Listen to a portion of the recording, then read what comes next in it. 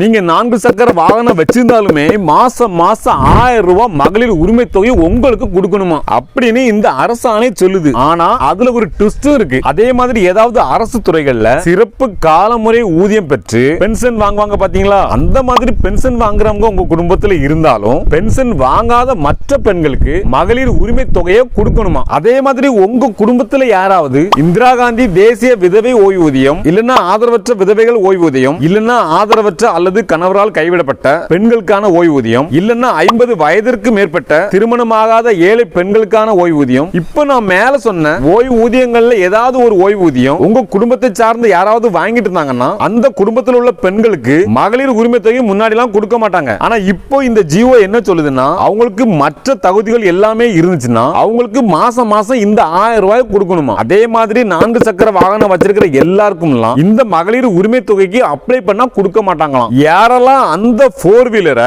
அரசாங்கம் கொடுக்கிற மானியத்துல வாங்குனாங்களோ அந்த குடும்பத்தை சார்ந்த பெண்கள் மகளிர் உரிமை தொகைக்கு அப்ளை பண்ணனா 1000 ரூபாய் மாசம் மாசம் கொடுப்பாங்களாம். இப்போ ரீசெண்டா இந்த 3 தளர்வுகளை கொண்டு வந்திருக்காங்க. மற்றபடி முன்னாடி என்னென்ன தகுதிகள்லாம் சொல்லியிருந்தாங்களோ அந்த எல்லா தகுதிகளும் உங்களுக்கு கண்டிப்பா இருக்கணும். அதே மாதிரி இப்ப மறுபடி இந்த மகளிர் உரிமை தொகைக்கு நீங்க அப்ளை பண்ணணும்னு நினைச்சீங்கன்னா மக்களுடன் முதல்வர்னு சொல்லி எல்லா ஊர்களிலும் கேம்ப் நடக்கும். அந்த கேம்ப்ல போய் நீங்க அப்ளை பண்ணிக்கலாம்.